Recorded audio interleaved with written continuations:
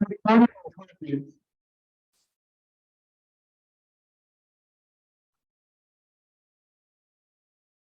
Mike. Good evening. We call to order the Board of Trustees work session for April 10th, 2023. First item on the agenda is going to be the budget. You want me to start real quick, just bare bones of what it is. It basically carries over all services from the current budget to this budget, and increase in pricing, increase in wages. I'm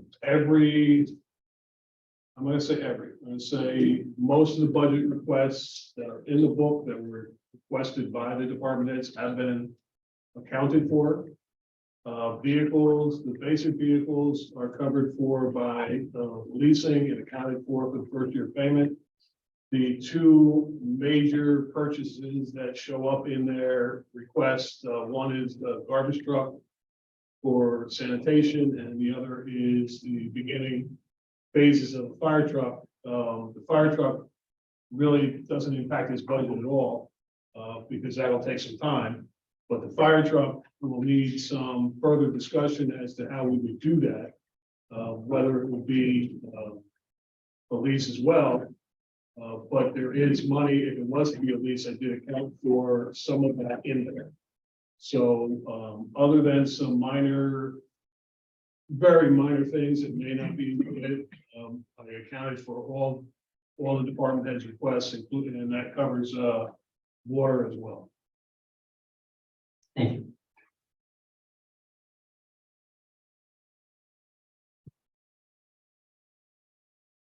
And I did all that, and the tax rate goes down 1%. So motion to approve now is good, and we'll go on our way. Oh, no, sorry, we have to have the public hearing. 1 minute. I've seen it before.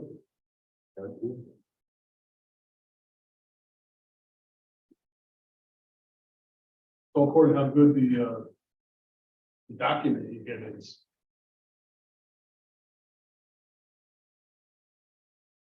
All right, so why don't we go, we'll do paragraph by paragraph like we always do. And we'll get with the department head and do theirs. First page, of the page, Board of Trustees.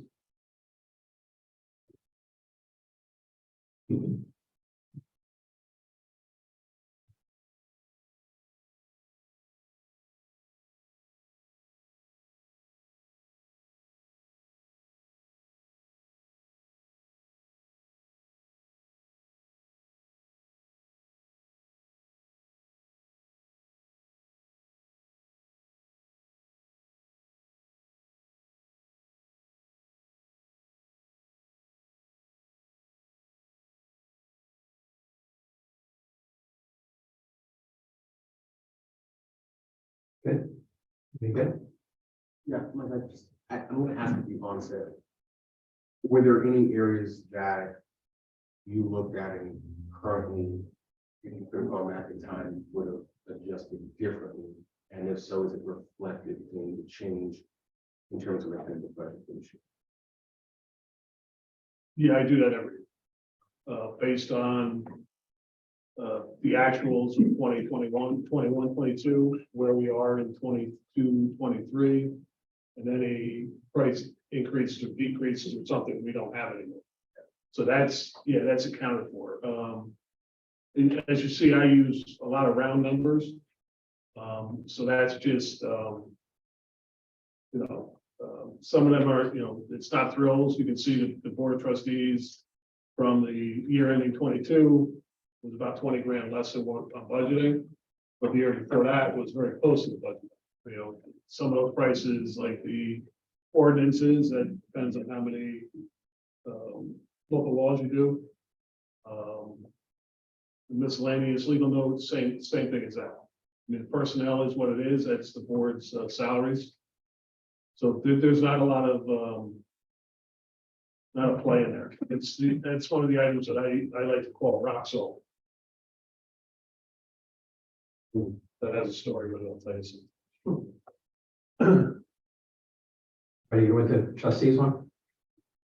Municipal court?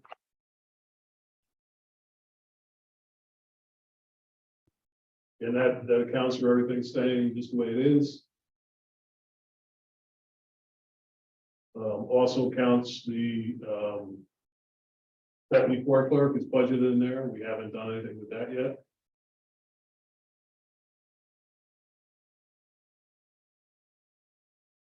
Do we have one? Is it good? Perfect.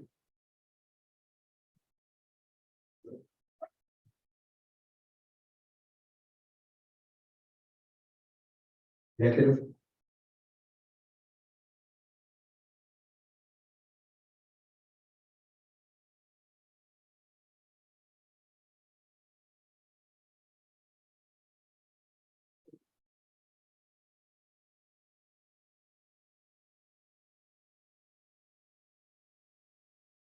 Just to point out one item, because you'll see it throughout if you look. When you get to personnel items in each of the budgets, the number that it shows up is the base number. Base salary. And that's for everyone. That's like, when you look at the police department, that total is base salary. Actually, the police department is different, a little different. But everyone else, when you look through them, will be base salary. Good guess? Mike, that's a question. Sure. Mike, why did you get $50,000 in expenses? Where's that? Why did you get $50,000 in expenses? Part of that is my car allowance. Part of that is memberships, professional membership. Eats up about 90% of it. I see the icon included in that. No, Nikon is in mayor's conference, Well, like our membership is in. or it's in mayor's conference, yes. Treasurer?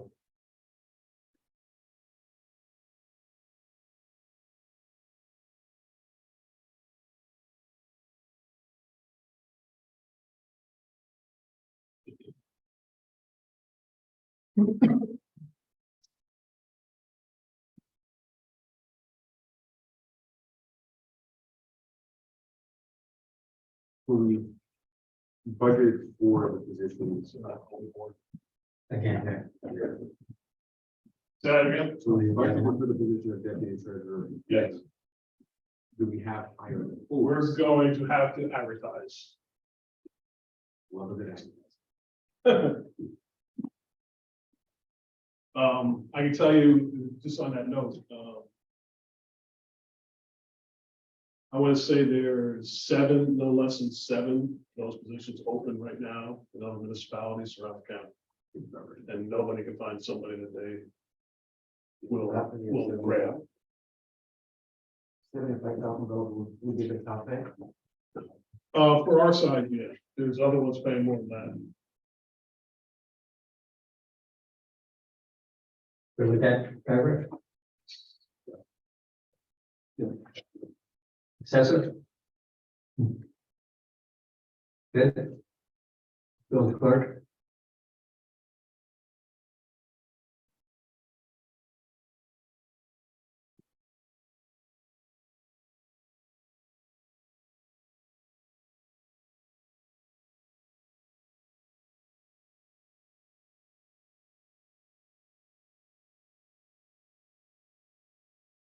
Good, yes?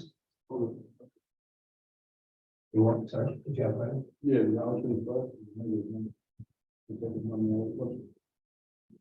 That gets moved, yeah, so what we do is we account for them, so that's allocated to the fire department. For the clerk. If you look, you'll see administrative cost water has been allocated at 7,500. It is now 0. That's because I'm lightening. One of the things I did was I moved, preparing to move some costs out of water as well as associated personal costs out of water. Because water is not, it's not doing as well as it has been. So in the past, like when water's doing well, we'll move things in there. When it's not doing well, when the well's gone dry, we move things out.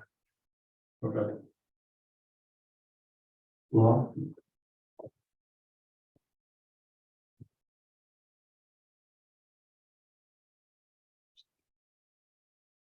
And you okay? Sure. And in there also, which is in the VOC thing that we already approved, is, cable vision stuff. That's accounted for. Good catch. Engineer?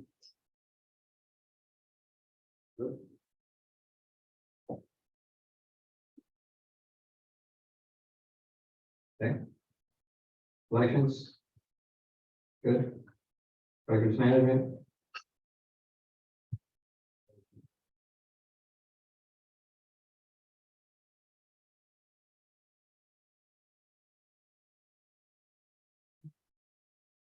Page? Village Hall?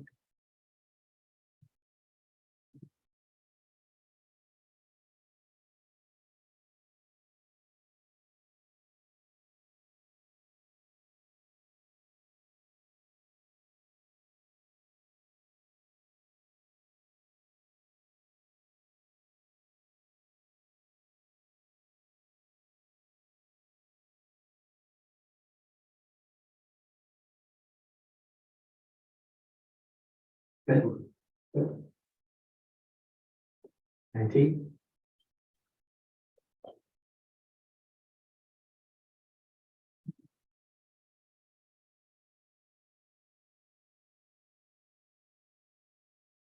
Refresh my memory, what did we do in this past budget cycle?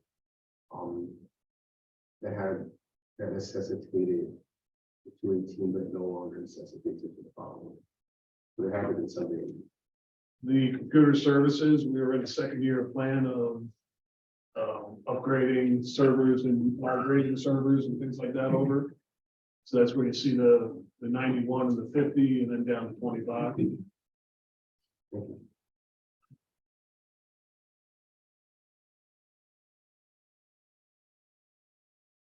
you.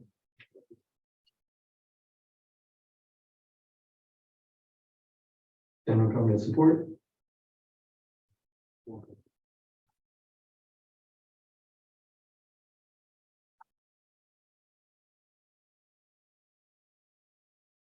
Mike, how come on every block that we discuss, I see computer service?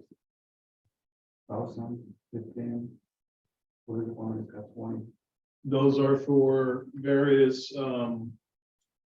so we'll use the building department for an example. That's for his, Programs. computer program maintenance or annual fees, those types of things. And so we budget those by department. You can see, you look at the IT schedule, very first page shows a bunch of those things, lists out what they are.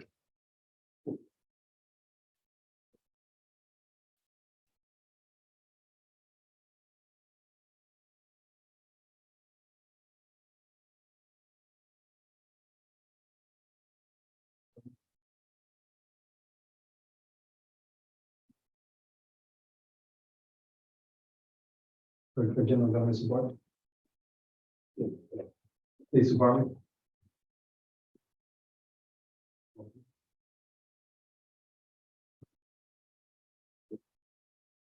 How much budget for the police department, come on, seeing, defibrillators. We have. How many do we have that are in good working condition? What? Defibrillators, the AEDs. We just got 3. Last year, we bought 3 last year. Thank you. They would be covered under equipment.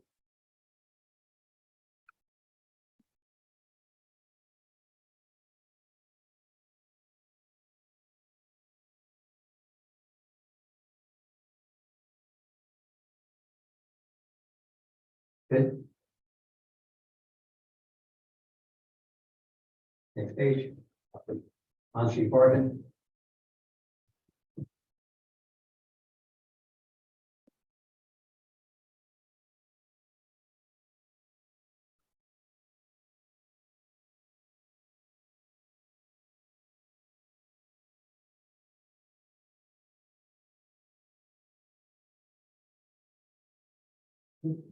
Good.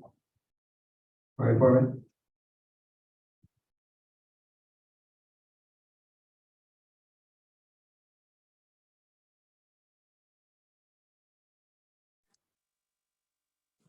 Mike, as we discussed, that you're gonna move CME and EPCR to EMS.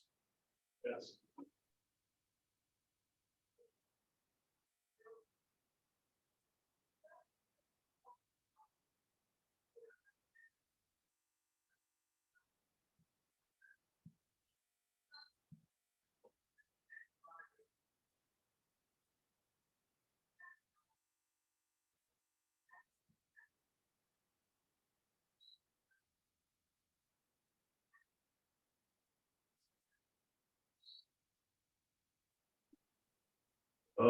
A timely thing to point out.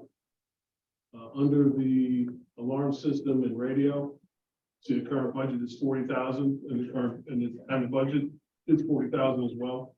That's associated with the work that we've already approved to be done.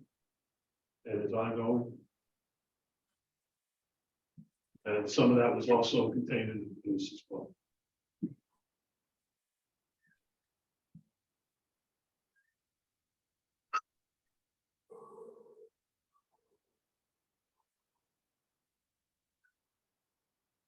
On the fire department.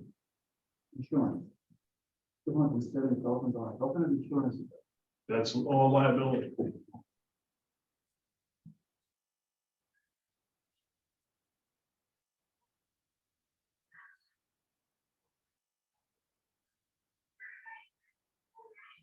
That's separated out.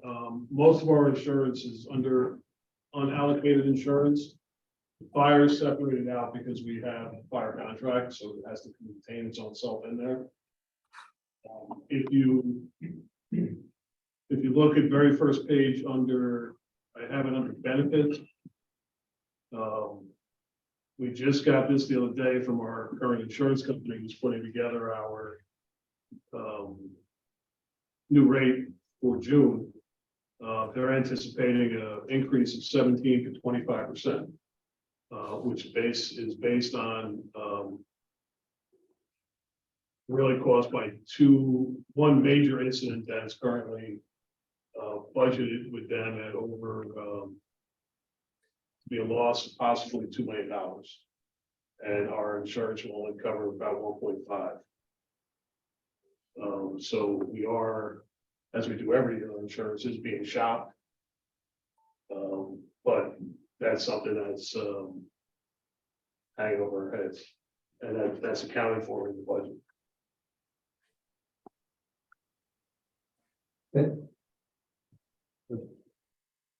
Roll the dogs, we'll change.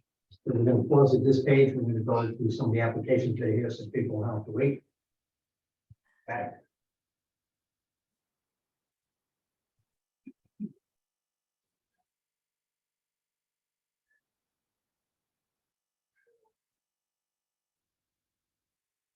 $1519 West Main Street.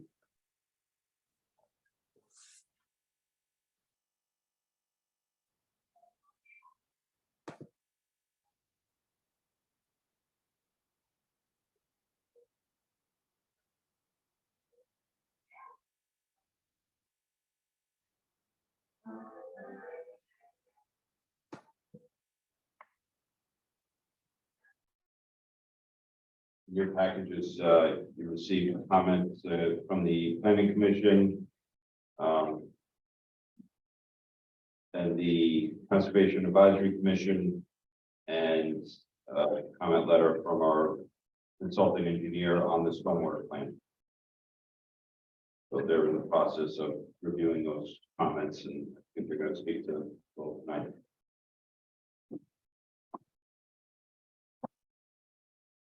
The zoning board. And the zoning board is they've reviewed it and they haven't voted yet, but due back on the board this month.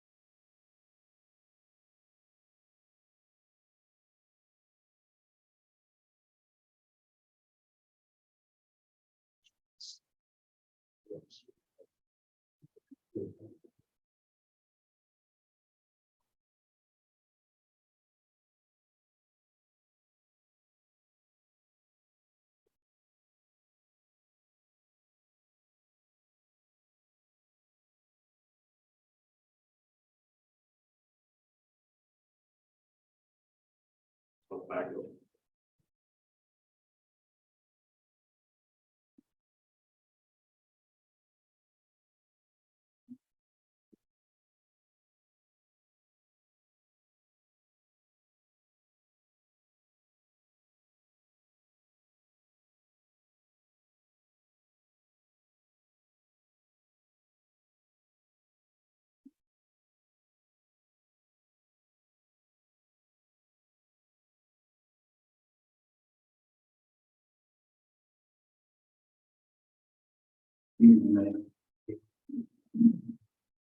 My name is Gerard Bedamont, I'm with Lyman Engineering.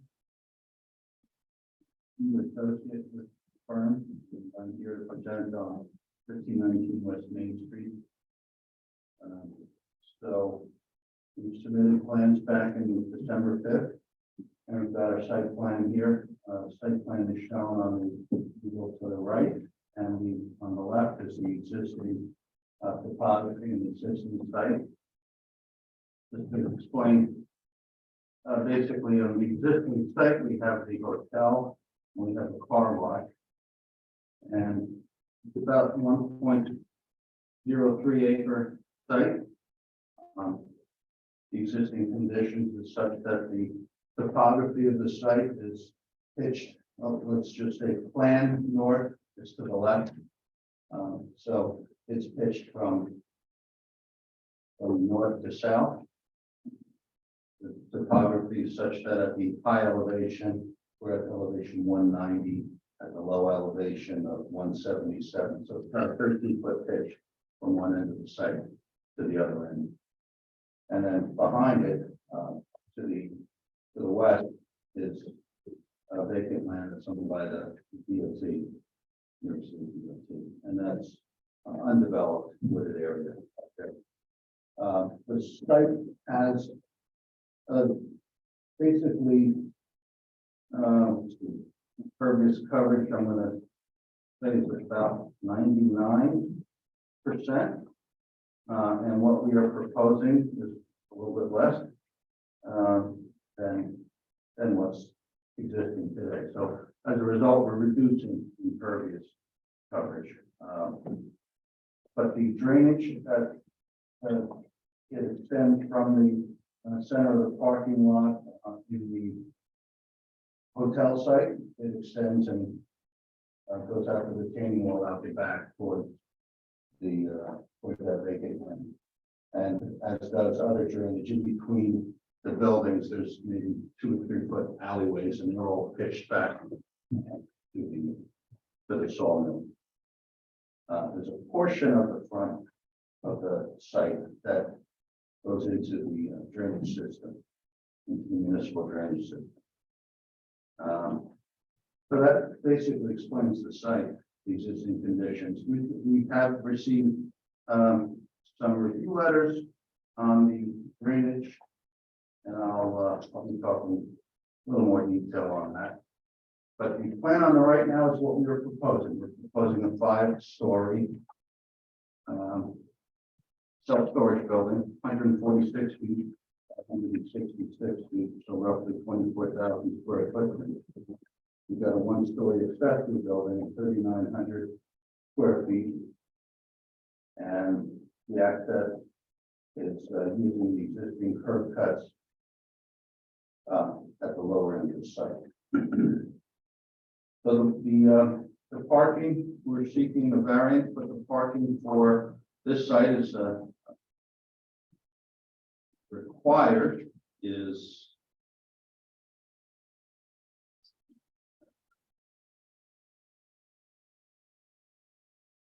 126 spaces. We're proposing 13 spaces. 13 spaces is more than adequate for this type of facility.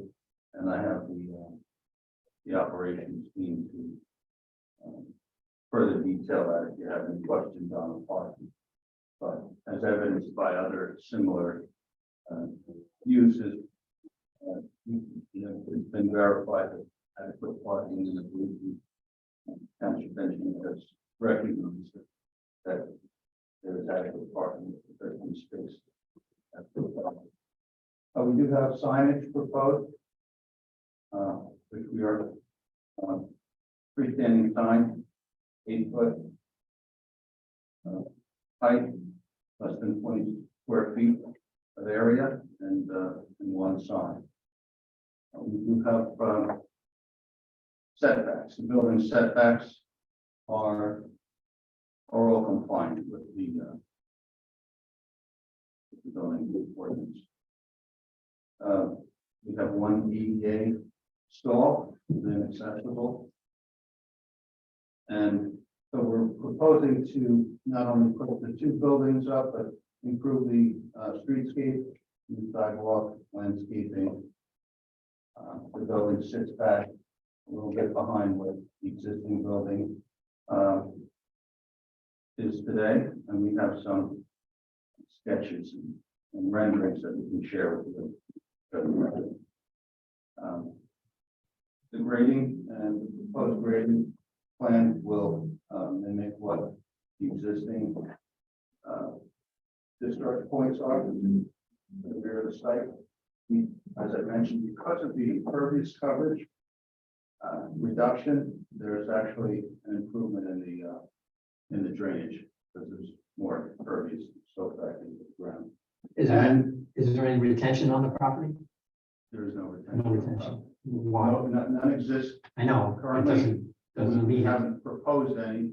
There is an opportunity to put some pipes under the ground to further reduce stormwater. So, right, because that's, I mean, obviously flooding is a problem into the sawmill, so, Yeah. retaining any kind of water on that property would definitely help. that- Getting less water to the sawmill at an immediate time instead of over a slow period of time retaining, leaking from your system. So that's a great point. We have the ability to provide even further attention with that. The water quality, because there's more roof than pavement, water quality is going to be improved as well. Duly noted with the additional potential attention. So the utility plan, I mean, we have the water, sewer, gas, electric connection there. We do have the Con Ed poles that we just put in. They encroached a little closer to the property, but we'll keep the distance that we need to safely build and maintain the building. We have a landscape plan as well that's been provided. We're showing eastern redbuds, Kingsbury hollies, and sorted variety. I think there's been some comments perhaps changing them up. We're amenable to doing whatever We have an arborist on staff, so, I don't know if he's looked at the plantings yet or anything, but he would definitely make his recommendation what would survive there. Because, other people have tried proposing stuff and he said that wouldn't survive, so he typically changes it. That's fine. We're amenable to that. We just need to recognize that there are utility poles on that side, so you need to pick a tree that doesn't grow to be tall. The transformer that is located on the site, on the landscape plan that's now shown, Leandra has shown that on the left side, and we have the transformer. They're covered with again, surrounded by arborvitae's or whatever, makes sense for arborists. The lighting plan is also, consistent and meets the, minimum requirements, for safety. The traffic, so given that this facility is a storage facility, there's much less traffic than the current motel and car wash provides. So basically, we're comparing a total weekday PM peak hour of reducing the peak hours by about 13 vehicles per hour. So there's a reduction in peak traffic. And with that, I'd like to show you some renderings. Beyond if you could pull up the Can I ask a question? existing. Yes. At the zoning board, at the end of the meeting, I think you guys were reading with the what's goal of eliminating that garage building. Is that ever? We did talk about that, and we do have an alternative design that I'll show, the board, I'm sure that was the board to. I would suggest you show that, Okay. because I really believe the conversation that night with the ZBA was that the parking variance was kind of based on that disappearing. Right. So if this board conditioned their approval on something like that, the ZBA comes back and says, well, no, that's gotta go. Okay. You're wasting time, Okay. your time. Okay, so we have a modified plan.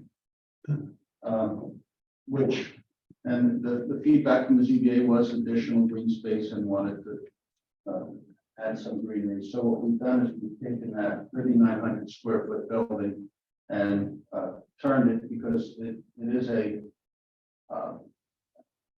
sought after space to have the vehicles back up into their own garage. And it's a 20 by 90.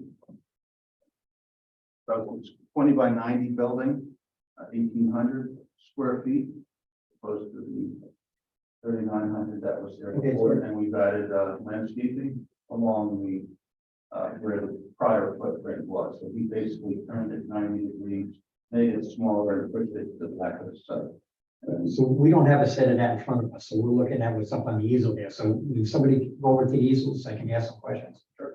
Okay. No, I said it. Okay. So on the shaded area on the left is the building. Okay, to the right, that down, stop in the middle, the big white area is where the parking lot is. All right, now, is that entranceway where the entrance is now? Yes. Okay, that hasn't changed. Okay, next question, the shaded area on the left, where the building starts, where your fingers were, the top of your fingers, okay? Is that the start of where the motel is now? Yes. That was right here. Okay, so it's actually, the parking lot is smaller. The parking lot is shifted because there's no motel. Right, but there's something down on the bottom right there. There's landscaping here, Right. and we have. Okay, so my point is that, like we've done with other storage units, there's no room for a tractor trailer to get in there. Correct. Okay, so that's no good right there, so. So. And they do come, so you can't tell me they don't. Well, the And you're operations, not gonna unload in the street. yeah, well, the operations are fairly sophisticated, that such that they have the ability to control, the vehicles that do come in. Not necessarily. I've seen them at every facility and I've heard that before and it doesn't work, so. Again, I'm one of five to sit here, but without you telling me you can't get a tractor trailer into that property and back up to the loading dock. It's not. Well, it's an SU-40, so what we show here is an SU-40. Whatever that means, okay, I just drive vehicles where, I know, and I know you can't get in there and they're going to come, so you gotta show me how they're gonna get in and out of there. 40 feet long? Huh? It's a 40-foot long vehicle. Yes. No, 40 foot is a box size. Yeah. You also gotta measure the cab and It's the a large, lot of them are 45, 48, 53s. especially the overload ones. So trust me, I drive them, I drove them, I know what to do with them. We can't get within their properties. I'm Leanne Lagares. I'm the architect. SB 40 is the largest, line of boxes. Well, it doesn't mean there's a moving company not gonna do it. No, If I was moving from Florida, I hired a moving company, I wouldn't drive it myself. When those tractor trailers, I know people that do that for a living, and they make multiple stops, and they come up here, they drop stuff off at the storage units for different people. And they put the first guy's load in the back, the second guy's in the middle, the third guy's in the front, and that's how they do it. So if he's coming out from Florida and he's gonna drop my furniture in that storage unit, it has to make it trucking. and so there's the possibility of having that larger truck. It's not the possibility. I'm asking the question, how is that truck gonna get in there to unload the stuff? This particular center. They pull in the backup or they do back in. But just based on, I mean, I can have the storage consultant come up too, but usually if someone's gonna bring a larger truck, they call first because not all the facilities are equipped to have a larger truck like that. I understand that, but it's going to happen, so you have to make that happen. So, Okay, I don't want to hear 5 years from now that just tractor trailers on that side road and they're jamming up traffic because you can't get onto the property. And then they're gonna yell at me and say, why'd you let that happen? We did it to the guy on Haven Street. He had to readjust his whole front of his properties and get tractor trailers again. So you're not alone, and it's not something that we just thought of, but the limit of our hat. I'm not being negative, I'm just pointing out something, I'm looking at where the building line is and where the motel is, and looking what can and cannot fit there. No, I understand, and you're concerned. My name is Ken. Again, there's 4 other guys here, they say they're up there and they both find it, that's fine, but I'm just telling you my point of knowing what's gonna happen when the trailer shows up. Yeah, I work at two national self-storage companies. I'm a co-sell the owner and the developer. And the way that storage units are rented is different, changed quite a bit. They have a call center, they're rented online, and the person on the other side of the call center is asking the person, what are you gonna store? What are your contents? And, you know, the operator, this property will be operated by a national company. The operator is willing to say, we cannot accommodate, and it happens all the time.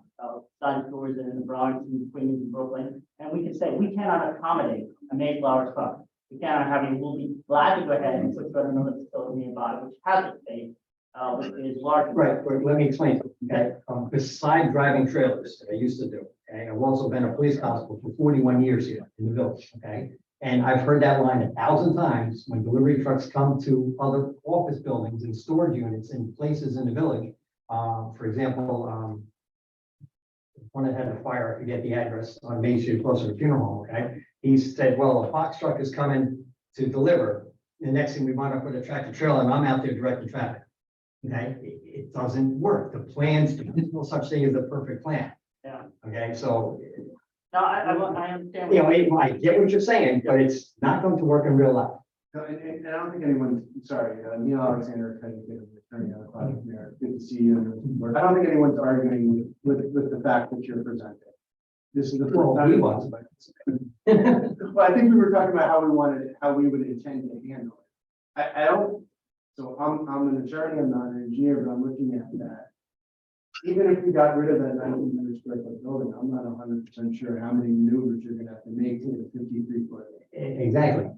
So I'd like to see how you, I'd like you to show me how you're gonna get a trail on that property. Yeah, we had never heard that comment before, so this is new to us, so we're trying to address. Well, I, Your comment in like I real said, time? the last 2 guys that came here heard the same line, and they solved the problem. Yeah, I mentioned it at the CPA.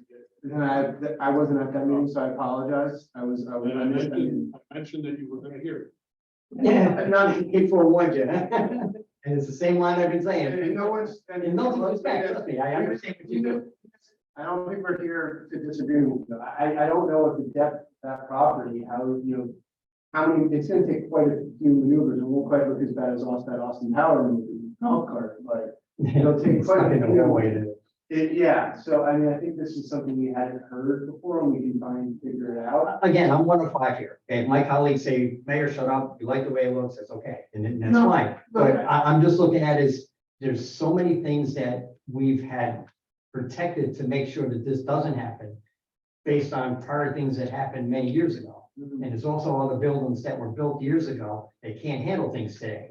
So we actually put a law in, it's called the change of use law. So when people come in with a new business for an existing building that's been there and can't handle the modern technology, we deny the applicant. And so that's the reason why. So I mean, personally, I don't want to build a building that can't work today. Never mind 50 years from now, when things change. Let me ask a question. No, please, I'm not being, I'm just being, stating the fact that.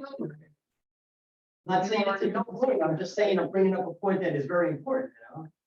So you're closing one of the two curb cuts that exist there, obviously, but now we're only gonna have one business. there, Right, so we have a very long street front that then becomes, that is either you're only going on the on-ramp, right? It's on-ramp traffic only.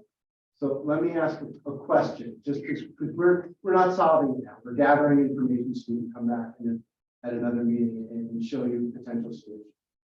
Are you saying as far as, look, the preference is making them put it on site, but you know, there's also preferences to have a one-way pattern. That would make a very small building there, right? So I mean, like, if you came in not directly into the site, but took advantage of the fact that we have a long street frontage, right, with very limited traffic, because it's really only an on-ramp. And this is something you could mandate. You could mandate reversing in, right? So that way you're not unloading in the street. Your maneuver is to pull in parallel, right, and then back around, right? Make the curb cut, curb mountable, and everything. Engineers, not lawyers, talking on how to make that work. And then the unload is inside our property. And then the exit to leave is a forward movement. Is that something that's on the Let table? me show you. Yeah, no, please. There's two ways to get in here, okay? You could pull in, try and back up here, that ain't happening. Okay, so the other one would be to back in and get over here, okay? I don't know if there's enough room here to do that. Okay, and you're also backing up on your blind side. When you're backing in on the driver's side, you always try to back in that way. Okay, because you have less visibility on your right side. So if I'm backing in, I'm already on the blind side. I can't see what I'm doing here. So it's going to be very difficult, if at all possible, to get something to do that. And I may have completely misunderstood what you said. Well, I'm This is your loading zone You're pulling parallel here I'm not, and come back in with that. right, yeah, you can even use the little street. I don't care if you pull it Yeah, here and that's back what in here. That's the easy part, backing in. The problem is how you're going to get it to where it's got to go. Oh, they can unload right from the parking area. Because that's What's the not, distance from here to here? But we got parking spaces. It's kind of intense, right? 10, 20, 30, 40, 50, 60. And then we got 70, 80, 90, 100. so I've seen folks that open up the side of the Mayflower truck and then they can unload. But I just helped a buddy of mine, okay, his was in the back. Yeah. Okay, you know, because he was the first stop. You know what I mean? Yeah, So, I mean, it sounds good on paper, but, you know, we just gotta make sure that all that works. and, but, you know, the owner's okay with limiting the traffic, and I understand your concern that, hey, we don't control it. It happens every 3 weeks, 4 weeks, that somebody with a Mayflower truck gonna use. Yeah, but that's, see, I mean, no disrespect, that's a little scary. You just told me that you control it, now you tell me once every 4 weeks it happens. No, Yeah, but see, I mean, that's totally contradicting what you just told me a couple minutes ago. See, I'm trying to tell you that things happen that you can't control. You know, and then you just admitted that it happens once every 3 or 4 weeks. That's the frequency of how often a Mayflower truck may come. We don't know, you don't know that, I don't know that. I don't know if it's gonna be every day or every week, you So know? as far as the homework. Yes, so mark that down, David. Yeah, We're so gonna have, and we'll let's come back talk to a it. little bit about what we're. I don't want to beat it to death, but you know, I understand it, and it's very important because that's a very busy on-ramp. Okay, for the sawmill, so we can't have you out in the street. So we got to make sure that it works now. Agreed. So very often if I'm having a conversation with like the DOT about a traffic light, right, at a location where I have a shopping center, which is, I'm just permutating this a little bit to be conservative. There are things that are at our peril, right? Like if we have a shopping center that's got too much traffic that's going out, and DOT says we're prioritizing our road, you're just gonna have a queue, a backup on your property, and that'll just be your customer experience, and that will or will not be your success. It's your risk as the operator, right, of the shopping center or the regional mall. Can we take a similar approach here where we're designing it so that way they can make the turn in and unload from the parking lot. And if our customers are having a bad experience, we're gonna lose customers. Can we take that as a design approach solution that's acceptable? If we can show you that movement in and then we unload from there. That's an idea too, and forgive me, I just thought of something. Please. In my prior life, we had truck drivers come and pick up stuff that we used to load. Okay. 5 to 10 a day, okay, we back up to a loading dock. Half of them don't back up, I call them forward drivers only. No, dead serious. Okay. So you're also gonna get some of them, so now I got a trailer driver that can't back into the complex. And he can't pull in because he won't pull back out of the complex. So we gotta make, things really nice for the non-backwards driving trailer driver. Can And I give you a potential solution? Yes, Which please. is kind of what the ZBA talked about to some extent. Architect person? Yes. Whatever.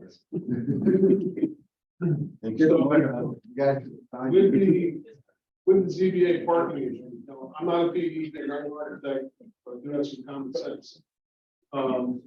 The auxiliary building was totally disappeared, not be turned sideways into the back of the building. That was the plan. Okay. So that building disappears. The building can now come down about another 10 feet to the east. Without that there, The large building. yeah, can come east about 10 feet or more. Which also helps your construction costs because in your design, because now you're not dealing with that 10 foot of the hill's smaller than it was that you described instead of building your building. You're on the wrong side. No, From this side. the hill's on this side. Yeah, well, I'm going uphill, so I'm moving the building from the hill, 10 feet or 15 feet, whatever would fit, Towards the village. towards the village, correct. And creating a dedicated. And then you could put your truck where you just moved the building from, right there.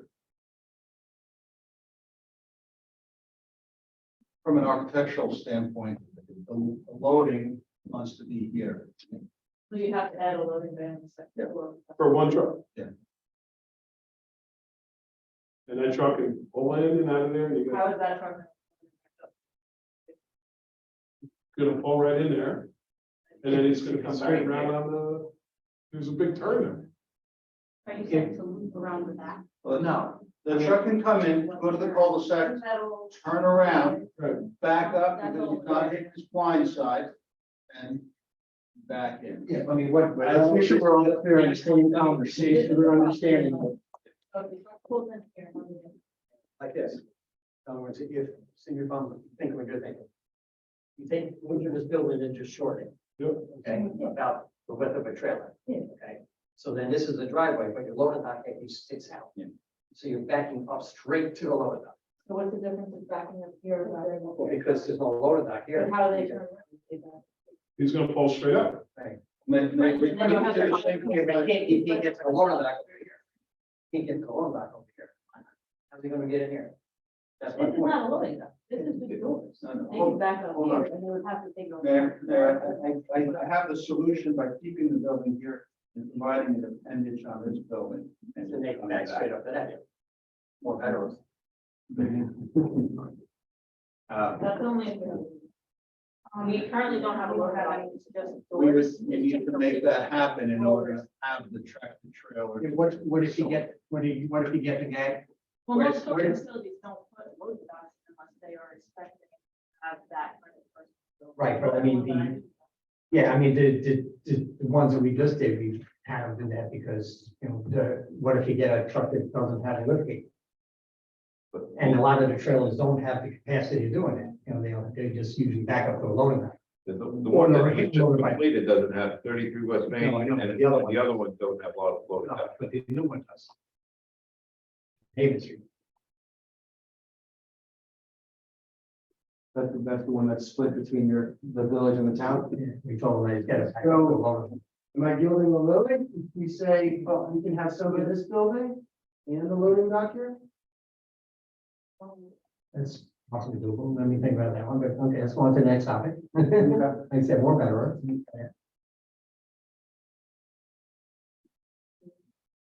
So, from the, perspective, now, what are you going to see? What's our proposed building?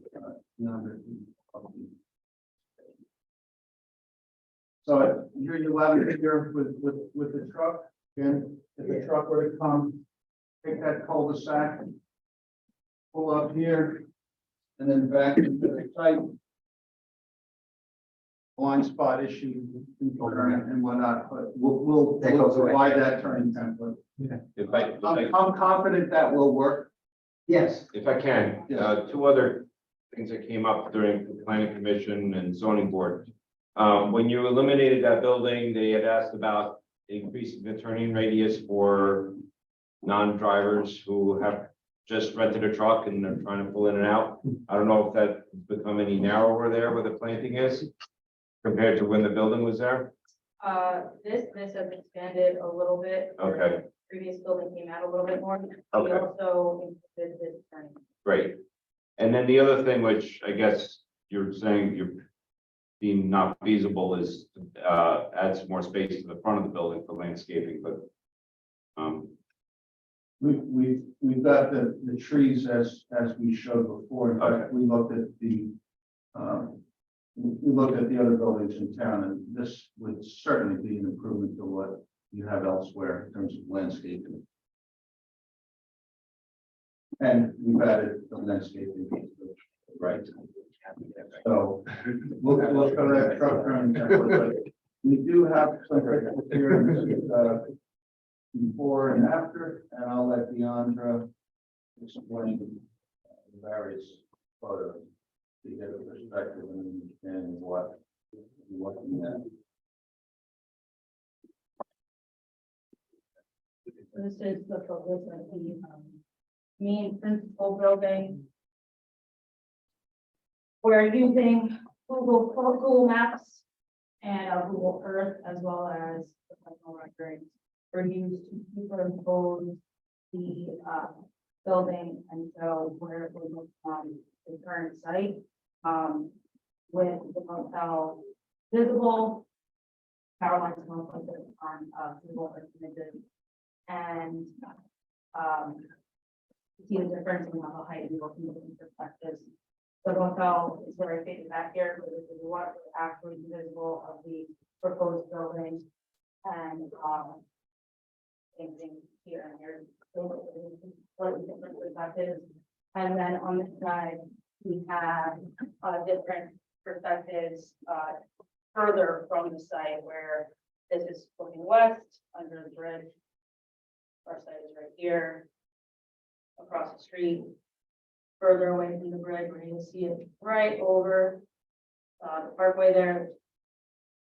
And from when looking east, you can't see it at all. It's behind all of this. Now, Deandra, we also have the architectural details that we're going to show, the plans. Leanne will explain that.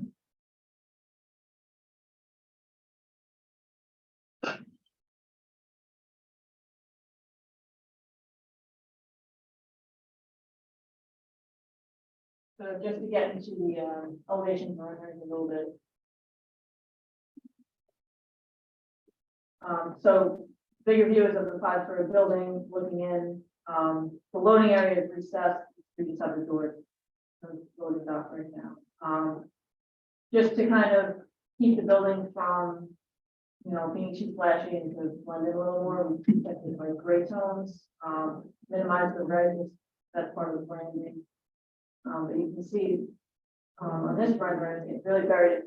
So on this side, it's 5 stories, but on the back side, it's really 4.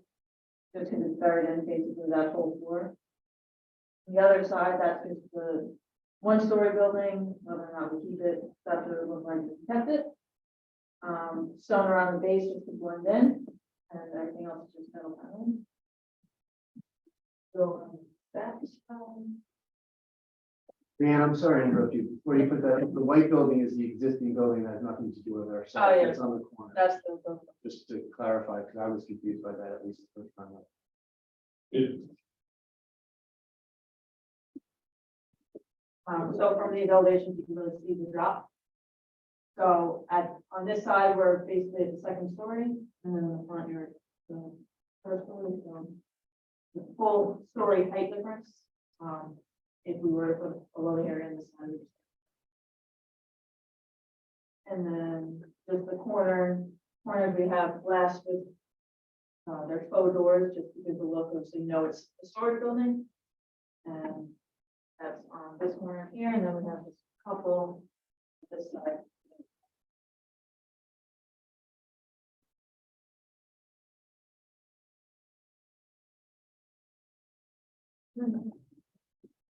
So we've got the architectural renderings at the under unit shown and all of the views, right? And in comparison, we had an exhibit that showed the other building, because there was discussion about the up the street. That building, we had some comparison sketch and renderings showing that building. You should see that in the back.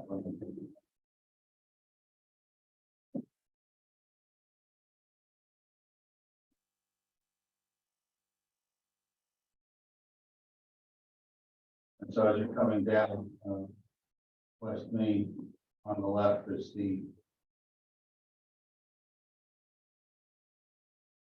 this building. You can see relative to that building as you're heading in that direction. You're not looking at a building nearly that size. These pictures are all shown in 3D perspective. The photo on the bottom right there, right corner, that really gives you a good aerial view of our proposed structure. So of course, because we captured that from Google, it shows the existing buildings. That one building would be demolished. Of course, the hotel won't be there. That'll be landscape. So eventually, when those trees grow, they'll be, we'll take a big change in 40-50-foot trees for that area. That's our presentation. You got the engineers report? Yeah, and that actually brings up some interesting questions here that I had, but if I'm gonna actually change, do you want to change some of this work? Not 100% sure, but I think I know. Okay. So if we're, I know that has a turning radius on the point of the project for me to make this conversation. I'll just look at it. I mean, that's one. Yeah. Yeah. That works. Perfect. Yeah. Yeah, you're ahead of me. So the question I have is, if we're potentially as a solution, even though we have a lot of kicking and screaming from operations, but we hear you. Putting in some kind of loading dock area here that would somehow connect around and potentially keeping this building smaller version of it. And I know Mike Stein's not here, so it's good to put him on the spot, right? Can we, the site does tip this way then? You think about putting a building here. Can we connect to your stormwater now? Would that be a benefit? It was never an Okay. issue. Yeah, as Okay. long as you're not. And like I said, I think I missed a lot of the last meeting. As long as you're not increasing the, flow out of the. And then that whole issue back here dissipates that. Right. And we can go this way, tie in. I guess we can figure out about, and this is where I'm definitely way beyond my pay grade, about whether we can slow it or put some. So we put a separators little in, but detention in and then just. It's a run lot camera. better than the phthalates and the Yeah, other run it. chemicals that are in operating car washes that are Yeah. allowed, but they are in there. Run compared the to- camera through the drain, make sure that, it's intact. Yeah. Okay. Because I think that would be something that would help us, it would help everyone, Yeah. truly, right? Instead of having extra water. In this day and age, you just don't, you don't ever know, you have to make a decision when you're designing originally, you don't know. Am I holding water back? So I worked for a country club for a long time on their land use that's on a hill. And when we were having a drought year, the neighbors would come out and stream release water. And when our land use application is to modify something on the golf course regarding a flooding, they'd be like, would you hold it back? And, we never knew, really where we were, and I don't need to be so jocular about it, but you just never quite know, so you pick a spot as to what you think is right. And we thought, disturbing what the existing condition as little as possible, as far as sending water to a receiving wet area, would have been the benefit. We have no problem switching it around, and if that allows us to control acceleration or quality or quantity a little bit better, we can work with you and Michael on that. I think that's where we can do that.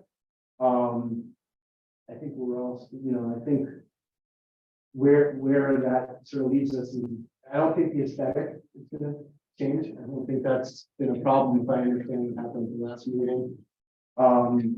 So is there anything we can do relative to seeker tonight?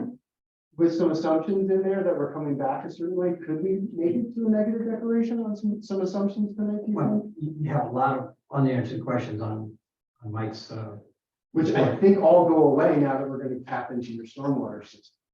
Right?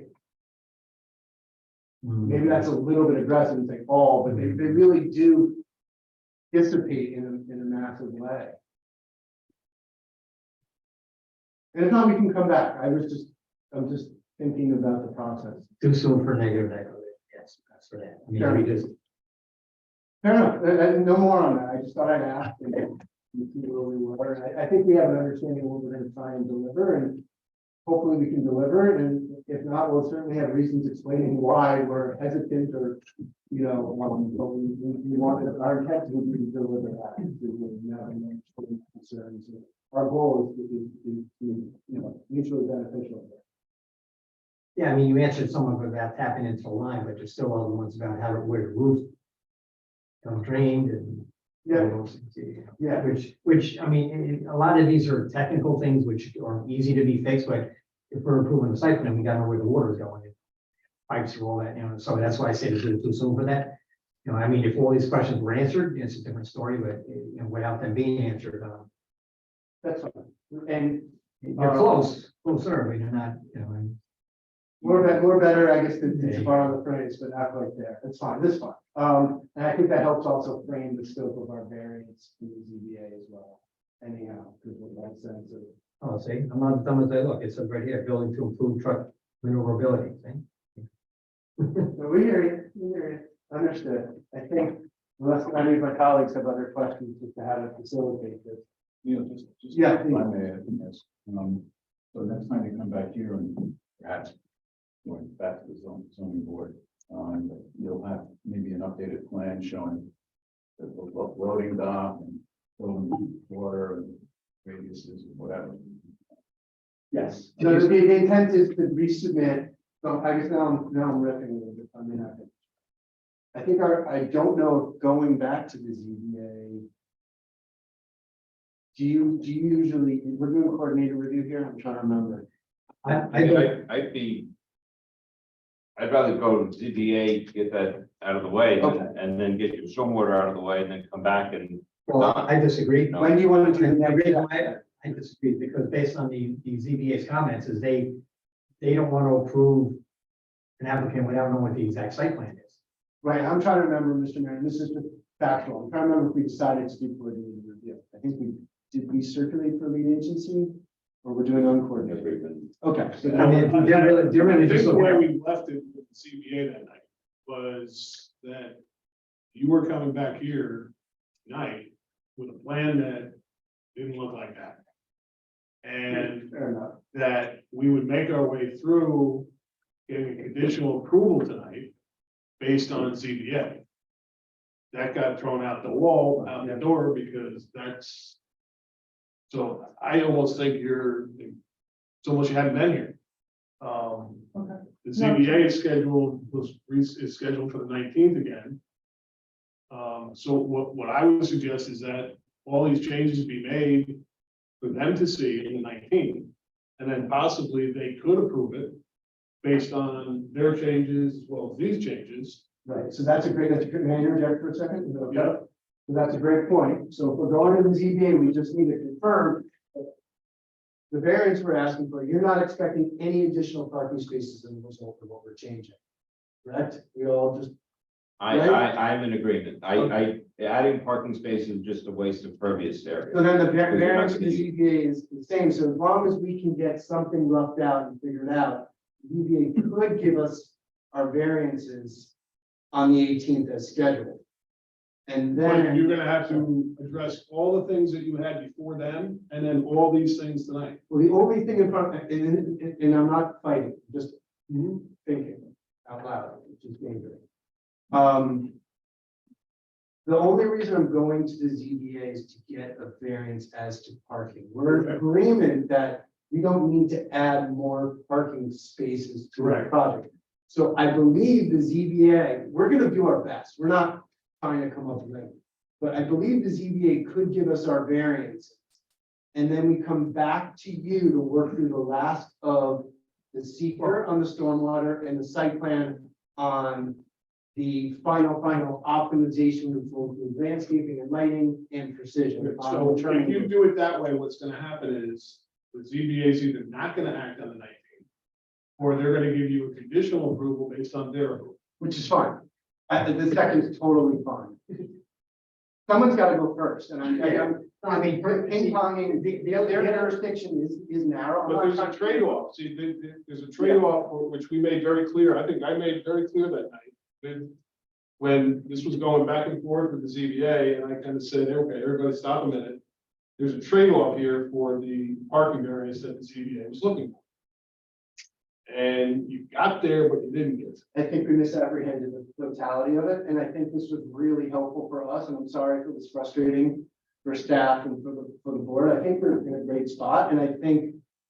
I mean, you can't expect things to be approved, the first meeting. No. I mean, you came here, we had an informal conversation. Now we're looking at plans. We're coming up with some changes. You're talking about maybe eliminating the side building, which I don't even think, my opinion, isn't that bad that it's there, but, there's a lot more.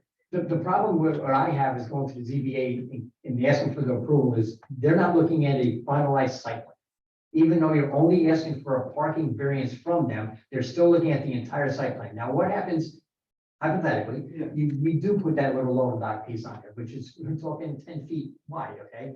And now it's too close to the property line or something like that. So they're not looking at a finalized site plan to vote totally. They're looking at something that might change. It might not change their parking, but they don't know that. They don't have a finalized plan yet where they're voting on. It's my opinion. I mean, you can talk to the chairman of ZBA, but I mean, The best thing we could do is get it on paper. and Yeah. See where we are. because we've seen it, and then what happens, it doesn't get transpired to the next set of plans and the next set of plans, and all of a sudden we got something that doesn't agree at the end of the day. 20 years from now, we're pulling from this file and the ZBA approval doesn't match the village board approval, because they looked at a different set of plans, and somebody forgot to change them along the way. The hardest part of this process for everybody is to understand what's in everyone else's mind. And I think we got. I can guarantee that my colleagues were very pro-business, and very, I mean, we built buildings in a couple of months. This is your first visit here, you know what I'm saying? So don't be disheartened of what we're having a conversation about. You know, I think we're good. I think maybe we may have had a little bit too high hopes after the January presentation. We may not have come so clearly after being at the ZBA, and I mean, I would personally, a lot of that's computer generated. I would keep the building on the side. I would put the building in the back. I would add the water on, come back with 3 plans, and let us decide which one we like. I mean, if you're presenting one and say, this is what it's gonna be, well, I'm not totally against the building on the side. I'm not saying my colleagues are now, I'm just talking out loud for myself, as you did a minute ago. Sometimes we talk out loud too much. The building, the little one in the back, which is straight up the end of the parking lot, that's not so bad either, but I kind of like the little garages on the side. Maybe that's one it'd be worth renting. You can get in and out of there without having to go to the main building. So I mean, if I were you, it's still on the computer. You can whip it out in a second. Come back with a couple of different plans. Let us talk about which one we like, and then whichever the majority decides is better for you. And for us, because there's a lot of different ideas that I like, and I'm sure my colleagues are thinking the same thing. But I also did you get the paper from the Conservation Commission? you got that, and we're aware that. Look at the artworks. Yeah, I mean, we'll get you in contact with the arborist, but what I would like to see is you got questions on both documents, it's from the conservation and from the consulting engineer, right? I would like to see the answers in writing, for all of these, before you come back. You know, they should be submitted to our engineer, okay, and then he's gonna give them to us, we're gonna review them, so when I look at the engineer's report and say, well, okay, we talked about the drain time and that, but it's still talking about, where's the roof drain coming, you know? How big is this pipe? Has it been cambered? Is it all, you know what I'm saying? You know, I'm very reluctant to approve a site plan that something underground might not work. You know, just because that's gonna work, you know, we don't know what's gonna happen to all this, and all the other questions that they generated are very two pages of questions. You know, if you just go down each one and give me an answer to each one, you know, then we'll circulate amongst the boards and we'll have those answers, you know, I mean, I don't agree with a know. lot of respect to the CAC, some of them went a little bit. No, but that's fine, we understand that, but that's their job. Yeah. Their job is to do that, and we make the final decision, but, I mean, if you can answer them to your best of your ability, and if you can't or you don't, then you'll explain to us why you think that's too far, and that's fair, and then we'll decide if it's on or not, you know? But I think they all these deserve answers before we continue, am I right, guys? I mean, I don't see how we can. Yeah, exactly, we ask the input, they generated questions, but we don't have the answers to the questions. Fair enough. You know, and then what I would do is I would do what I suggested about the map or the diagram, answer these questions, get them back to Tony as soon as he can. He'll get them to us, and then we'll schedule for the next meeting. You know, at least then we'll have these answers, say, okay, and then I'll be comfortable looking at, you know, especially the engineering stuff, you know, a lot of this stuff is nice. And it's very I think it important. was a big pivot tonight by not going backwards, going forward. Yeah. Water, literally. You made a lot of progress tonight for your very first visit, you know, but I think you should really just get things moving forward. Enough before you, you're asking us to make a big decision on. You know, No fight there. We'll let us, And trust me, I'm repeating myself, we're not stalling, okay? We very business friendly board, and you can ask all the other businesses that are here in town that build buildings now. So, you know, we welcome your suggestions and, you know, you coming here, so. we appreciate your candor. That's how we can move forward. So that- And we also like to make things right. I mean, we're responsible for answering 5,200 people too, you know, and we want to make sure that they're happy, you know? We're supposed to be representing them, so. For clarification, why they're here. So the board, what I'm hearing is the board wants to get totally done before this goes back to the ZBA. I think that's what they want, based on the, you know, ZBA So wants to there's see. no what they need for you decide. to be at the ZBA on the 19th or 18th, whatever it is. 19th, That was wrong. and then we'll know at the next meeting. Fair enough. That's all. We will work with Tony and we'll work with the ETC in particular on the stormwater answers as well. Thank you. Thank you. Okay. Thanks for understanding. All good. In order to be on. One of the. We're not gonna. We're gonna put it all to the next month. We're gonna wrap up with the. We can advance all For the ZBA, for that meeting, so that they can have time to review how long prior to the meeting. They previously provided the board. And the, we'll pick up on that. yeah, give me a call tomorrow, because typically I get the agenda for the board the Thursday, but I wanted to look at it first, so, you know, hopefully a week before. Yeah.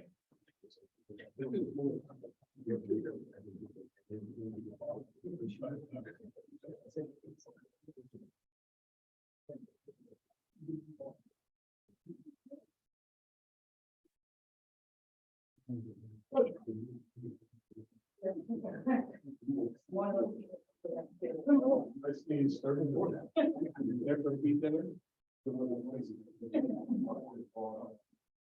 It's 37. That's a lot. Such a-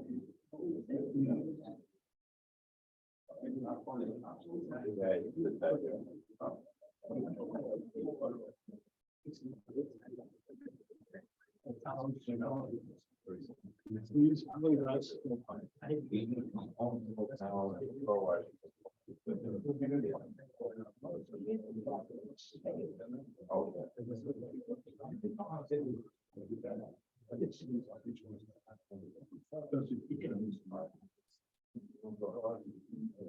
92 East Main Street, Wall Side? Hi, come on down. Are you afraid of us now or what? No, I've been, Yes. always been fair. Hope it doesn't take as long.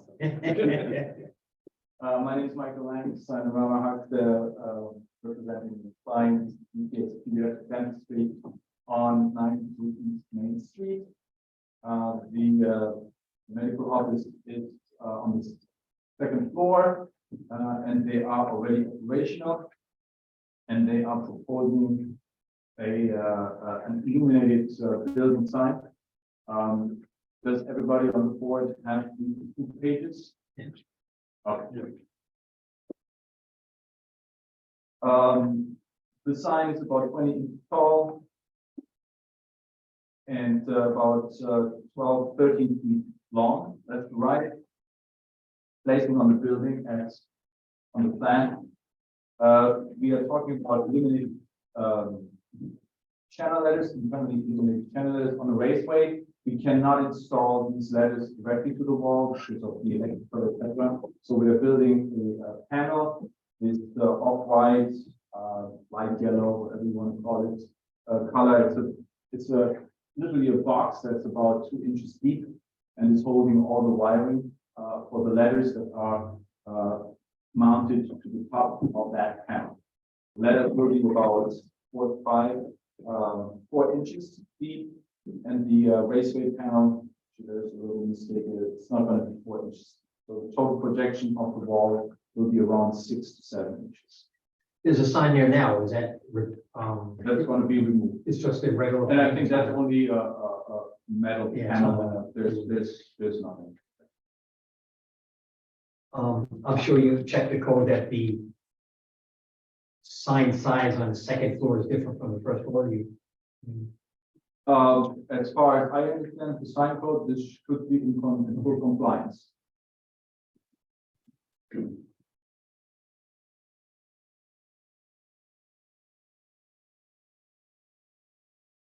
One lit, in other words, you can see. We're just excited about the dentist moving in. The sign is.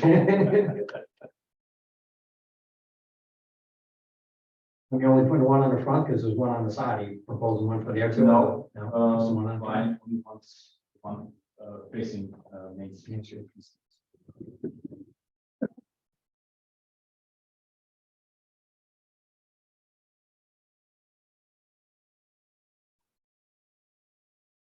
Trustee Henry, you okay for the agenda? Yes, sir. Thank you. Trustee Crockett? Yes. Trustee Evans? Yeah. Trustee Lopez? Okay, thank you. Thank you. Thank you. Have a nice evening. Both of you would take it. Thank you, have a good night. Good night.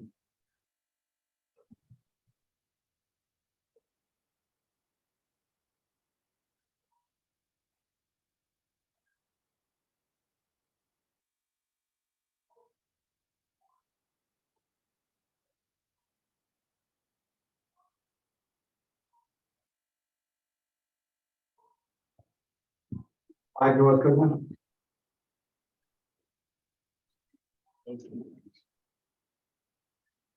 Hello, Mr. Roll. Hi, how are you? Good to see you. So this is an existing awning, was already there. They just, Nice meeting. used to be Lice Lady and they took the letters off. They want to re-letter it to Hair Studio.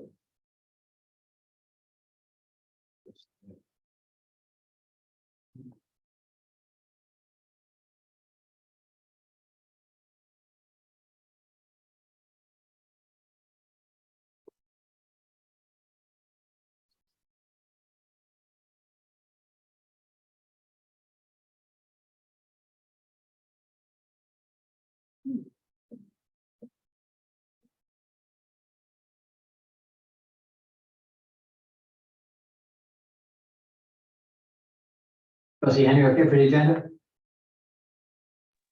Yes, sir. Trustee Crockett? Yes. Trustee Evans? Yes. Thank you, Trustee Lopez? Yes, good. Very well said. Thank you very much. We'll let you the permit and call you when it's ready. Okay, thank you. Board has reviewed the cash bond for 33 West Main Street. We're not finished all the things before they issue the CO, the temporary CO. Let me just explain that real quick. Sure. This is for the new storage building, the one that we actually approved, at 33 West Main. And the building was complete, but DOT held them up on a permit to do the sidewalk that we asked them to do, with this amenity strip and the lights. They finally got the DOT permit, but they want to open the building's complete.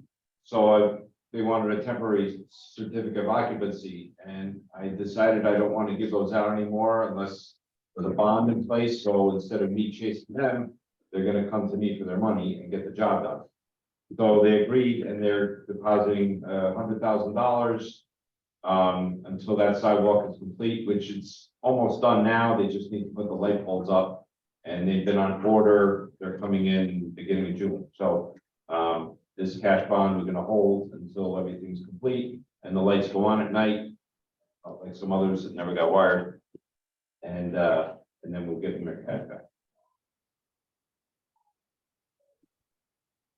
I'd like to officially dub this the Capicado clause, going forward. It wasn't easy either. And I can document that, the amount of time that it took him to get these people to do Finally, I it. said, this is it. I'm talking 2 weeks, Send me a check or forget it. 2 weeks, easy. Easy. We have to hold that first. Yes. Yes. Yeah. And they get interest on it too. They get whatever interest is earned. Hopefully it won't rack up the whopping dollars. Trustee Henry, okay for the agenda? Yes, sir. Trustee Coffee? Yes. Thank you. Trustee Evans? Absolutely. Thank you. Trustee Lopez? As you know, the DOT had asked us to do a resolution along with a letter that we usually send them, with the, request for a traffic light on Google Avenue. Everybody okay with the resolution? Absolutely. Trustee Henry, okay for the agenda? Yes, sir. Trustee Coffee? Yes, sir. Trustee Evans? Trustee Lopez?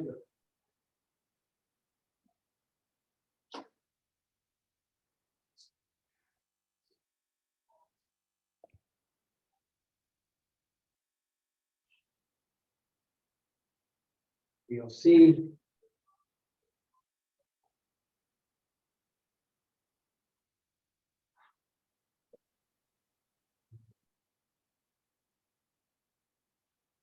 The cable franchise agreements that we all had when they all started, Verizon and Cablevision, have expired over the years as they've been termed out, and they keep renegotiating. And what we've done is, instead of having a whole bunch of different agreements amongst the VOC, we got together and we all posted same attorney to do that. This way we're having one voice and represent all of us. So everybody was okay with renewing the cable franchise. Any sewage consolidation study. The problem that some of the people are having is that they think that when they go ahead with this, that the communities that have really bad sewers are going to get all the money and everybody else is going to pay for it. So they want to consolidate all the sewers, but then the people that have really bad ones, we're going to be paying for everybody else's, and we don't even have bad ones. So that was a concern of the VOC. Cybersecurity, Tarrytown had money taken from them. Somebody got into a system, changed an email, and they stole money from the village. Email was hacked and the money has been returned from the bonders, but it did happen. So it's good that we're on top of that. Thank you. So just on that point, one of the things that was included in there, I think, is actually an inspection and a survey of how you do everything. And we've probably been doing that for at least 10 years, which is required by our insurance company. There's a, on the agenda later on, there's a resolution to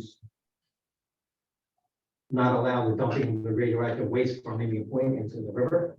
A lot of the villages have already done that. I think a couple wrote for tonight and Wednesday to do it again. Lieutenant Greenberg's doing theirs on Wednesday. Water, Sorry, water, where am I? you said waste. Did I? Sorry.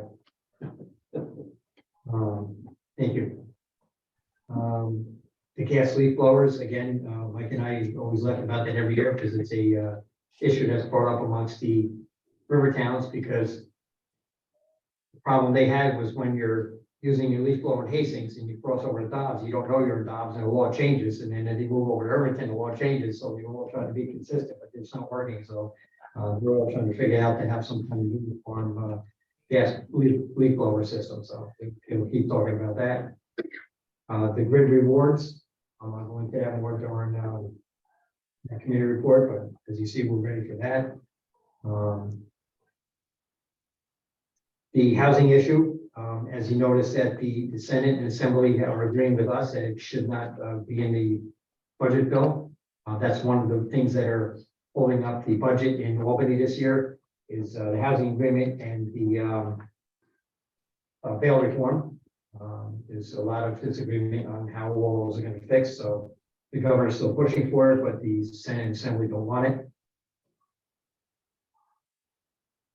We talked about the shared service contracts again. As you know, over the years, we've bid paving contracts every year, paving and curbs. Years ago, we did an elevator bid. We don't have the elevator up front, but it still helped us. And people did village hall cleaning, which we do ourselves. But it's time to start looking into those again. Some of them have expired, so each of the communities are taking a lead on different contracts. And see if we can save money again. The elevator bid, the paving bids, and the village hall cleaning bids all came in at half price of what they would have if the community had bid by itself. So some of the other ones are going to put together bidding specs and we'll bid them out and see if we can save money on those again. If not, we'll just keep doing what we're doing. Route 9 is really a Sleepy Hollow to Hastings issue. They're having issues where they have some people that are interested in the bike lanes and stuff, and they've been going to meetings with DOT saying that they're representing the villages, and the villages aren't happy about that, so they're putting it in writing and saying that the village represents the village and not the private committees that are formed.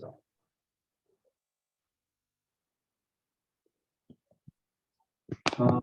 As translations, we're ahead of everybody else that most of our information that goes out is translated into Spanish. A lot of communities don't do that yet. Some are working on it. And the problem that some of them are having is the different dialects.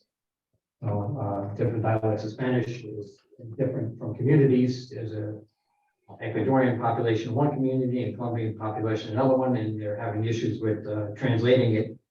Because they're all different from different dialects, so they're trying to figure out the other communities on how to resolve that. We can have a nice mixture when we translate ours. It's understandable to the locals. Some of them are going to the veteran banners. If somebody like administrator has one for his son who's in the military up in Portland, they're looking into those again. You have the people buy the banner and they put the pictures on and the information and stuff for them up. So. Sleepy Hollow is looking into that to give us some more information. Darragh added on the conversation about unlimited sick time. They had Darragh had issues with female officers getting pregnant because they had people not be able to work and they were shorthanded. They also brought up who has SROs, and we said we have one. And they wanted to know if anybody submitted funding requests to their congressman. So we have, and people are talking about the newsletters on how to better get information out to the communities. There's a VOC.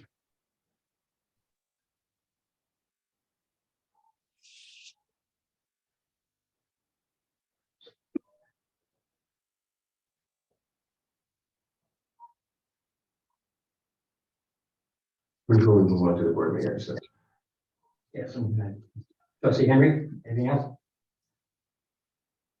I'm sorry. For work session? No, sir. Trustee Coffey? No, sir. Trustee Evans? I I think you got two things. two quick. Old habits got hard, so it's not, this is not a knock on anyone, but there's an irony to printing, a notification of Earth Day on paper. So as we are taking great strides in the community recently, and having a greater focus on the footprint that we have and addressing the issues in relating to our climate. there are very little things that as a municipality, we have to begin to look at. And our increased usage of paper, has got to be curbed. We can't put them computers in the hallways of the schools and stuff, so we put them up in the hallways of schools. We can't put them in the hallways And of there's schools. bathrooms in the schools. But the benefit of our schools is that they have digital screens throughout the hallways. Right, but they also requested them. So no, I get that, but at the same time, we can't talk out of both sides of our mouth. We can't sit here and pass resolutions in relation to the climate and celebrate Earth Day, and yet we're literally wasting paper to print things. The paper is also recyclable, so when we're done, we recycle the paper. That's what- great. Yes. That's a great benefit. and It is. It's just we're not using it. So as a municipality, we've got to seriously take a look at that. Secondly, in relation to the project that was here this evening, I understand that we're business friendly. And we should take great pride in that. But at the same time, I'm way more resident friendly than I am business friendly. And I have not come across a single resident who thinks this project is in any way, shape, or form a good idea. I actually agree with you. And I partially felt badly because they're sitting here making this presentation, and they could have done cartwheels in this room, and I still would have been a no. So I think we have to have that conversation about whether or not, as a governing board, we generally look at this as positive. Because if not, there's no use in wasting anyone's time. But I just needed that to be on the record, and should anyone come to a vote, I'd be glad to reiterate these points directly to them and justify any vote that I take, but in no way, shape, or form do I feel like this is a good idea to the benefit of our community or anything that any resident actually wants. I know that. 100% right. Trustee Lopez. Good. Motion to adjourn the work session? Roll call? Are you coming back? Well, for budget, never mind. Yeah, correction. Take that back. They just got recess, Yes. Well, yeah, because we're supposed to go back to, or you gotta go back now and hold the board. That's okay. Just go back to the number one. yeah, we'll go back to budget.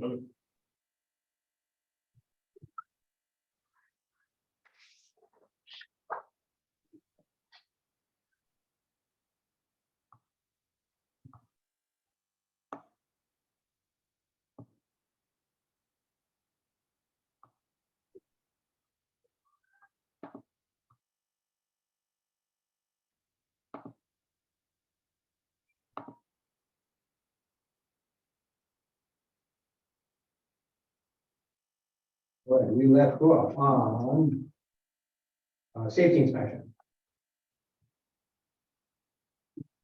185.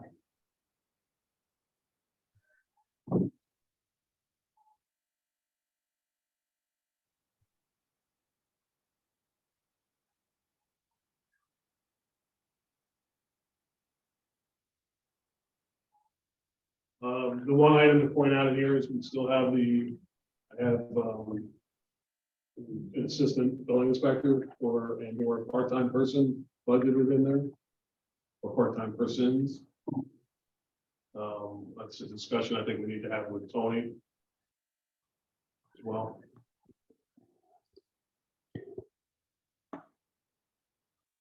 Everybody good with that one? Yeah. But civil defense?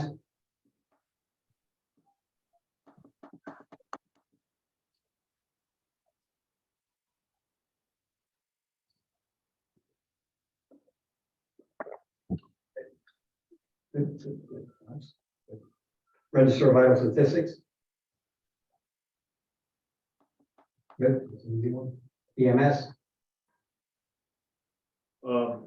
As trustee Deputy Mayor Henry pointed out before, there's two items in the fire budget that will be moved here when we find out, once it's adopted, I finalize the pages. So those will be moved here.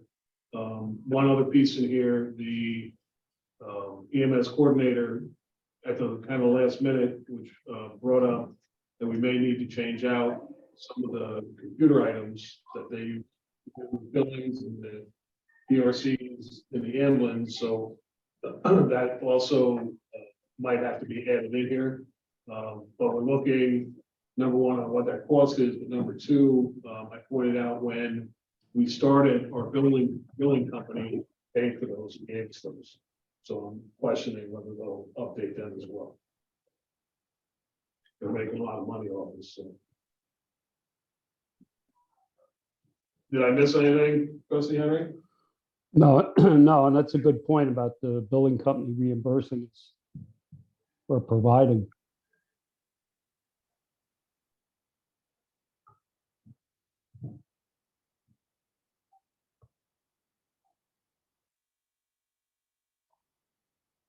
Street administration, We got rid of it. that's a lonely department, that's all by himself, just hanging out there. Maintenance of street.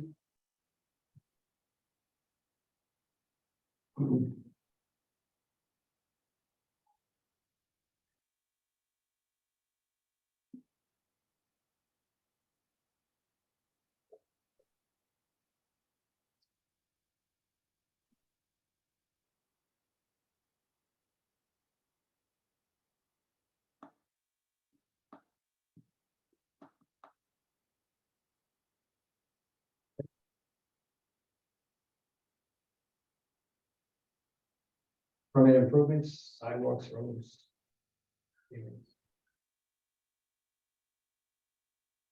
Easy one, change snow removal, Of the 6075 of the budget, what was the actual? Pretty close to all of it because most of that's contractual, like example, so you led me into remember I said rock salt before? Yeah. You're gonna lead me into my rock salt comment. So, we're committed to buying so much rock salt a year, whether we use it or not. And Brian can tell you, so like our facility is filled, this is off the state contract. so that's the Still, way to come. you're still saving money. But if we can't take it, then we have to store it with them. So back when I was really green behind the ears and I was first got elected to the school board, one of the big items that came budget time that I was going to take care of was rock salt in the school budget. Because it was actually a lot of money, because even though the school district that I was on the school board is very big. And I got an education that we got to buy the rock salt no matter if we use it or not. So that's where when I say that's the rock salt item, that's what I mean.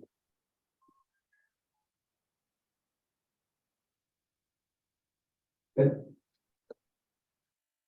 Street lighting. Good. Can I make a comment on the street lighting? For just one second. Many moons ago, we're probably talking 6-7 years ago, down through. We had started the exercise with changing our streetlights from sodium and mercury to LEDs. And basically over time, we would pay the same amount of money because we're leasing the equipment. And so over like a 5-year period, that line would never change. And then eventually, after that 5-year period, which was this year, that line would go down a little bit. But what got in the way is the rate of electricity, doubled and tripled. So that's why that line has never really been effective. Well, in reality, it would be. If we didn't do those lights, Oh, be double that. that 110,000 would be 300. Yes.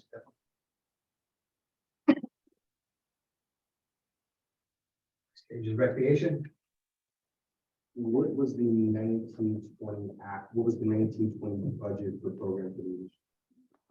level down, In 1920, didn't spend any. no, 2019. Oh. The, Same amount, The 11,000, 11. Been 11,000 forever. so what's the 11,000 to the 60? right here, It's in the, it's in the thing, where the actual budget's only going up 11,000. And what we're doing is we have to budget for the money going out. We collect the money back from the seniors, like the bus trip that we're going on next week.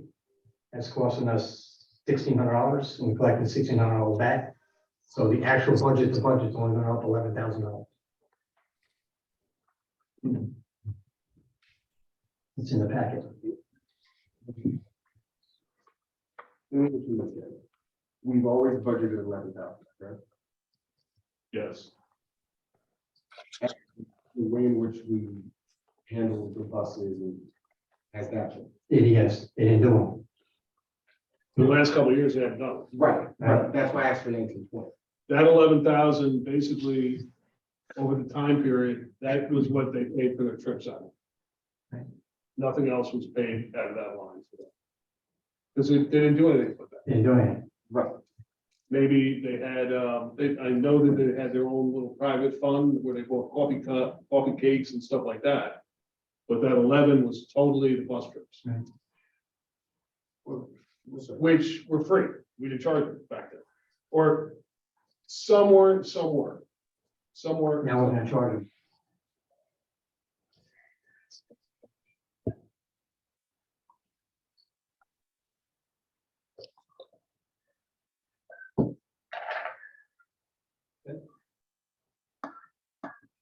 Senior Citizen Center?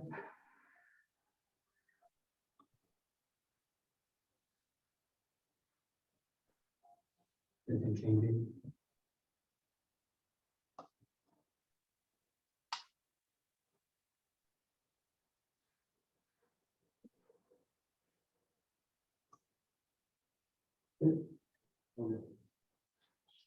Culture?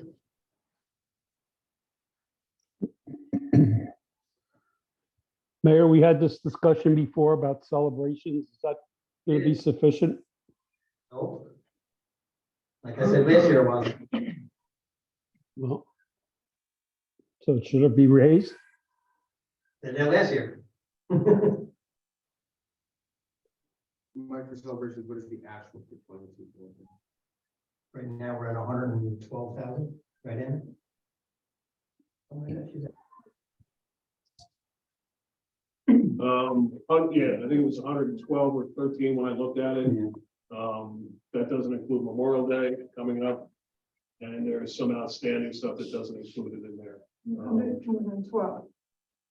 So I'm gonna say it's 120 plus Memorial Day, but I don't know what else gets paid out of that except for Memorial Day right now.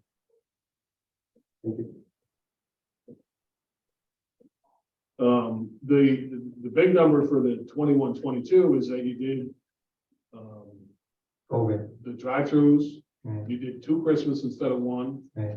That was a huge number. You know, if you go by what you're looking at from this year and you mirror that, you're probably at 140, 150,000. But remember, this is nothing to do with overtime, people. All the overtimes and all the other lines. And if you go through that, you can see where those are all, especially this year, you can tell.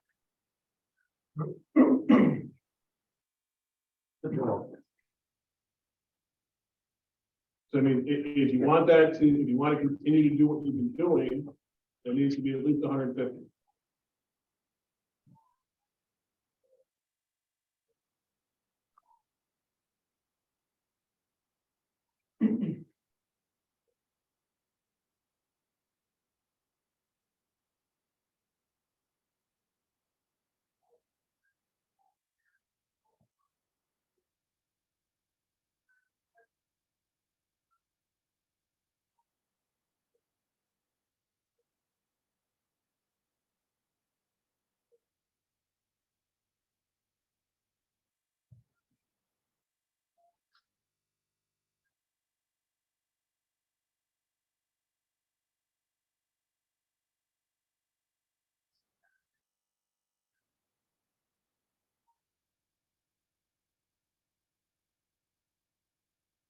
Trustee Henry, administrators are recommending that go to 150.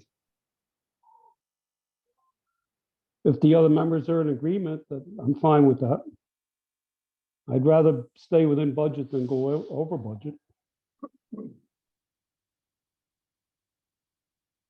50 can make it work. I mean, we should this year, right? I agree with trustee Henry that I would like to stay within budget. Yeah, And I'd we like to stay within budget with the amount that we have now. think we can do it 150.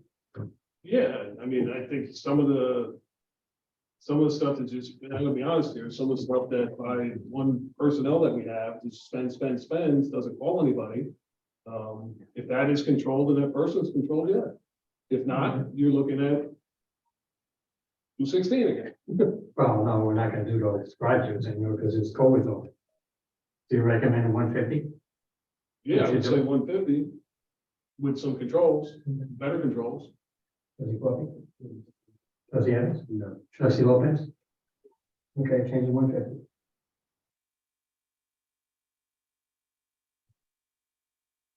General environment? Zoning research? You like research?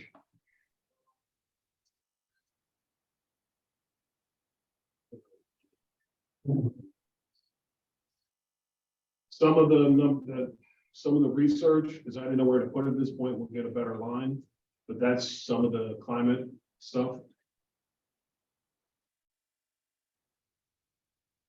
I'll figure out a better place to put that. Recycling?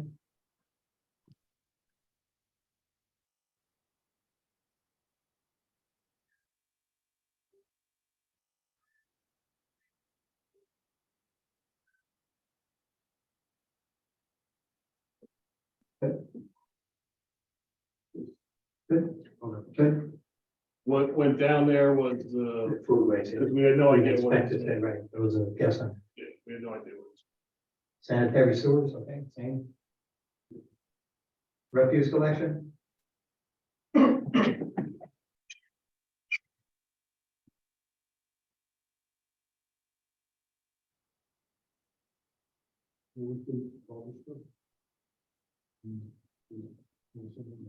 What was that?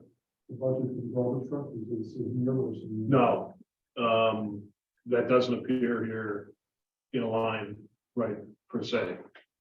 At this point. That's what we need to have a discussion about on what that lease price would be. It's accounted for to some extent, someplace else, but not there. Do you know where it is, down? Yeah, it would be accounted for in combination of transfer to capital, which is on the last page. This transfer to capital, this is because we haven't followed What's that? is this because we haven't followed in 2019? No, that's not to do with that. This is, so if you want to do the garbage truck, it's going to be a capital expense, which you would set up, you're going to set up a capital project. So we're not borrowing money to fund the capital fund. We're going to use this money here to fund the capital fund. Okay. Also, we've spent some money out of the capital fund that needs to be put back. For projects, some, line went over here or there. With some of that, when you bond, you would count for it there, but we're not doing that. So we gotta put that money back. We also have 2 playground projects coming up, which we've got grants for that we have to pay some money for. A little bit of that money is there as well.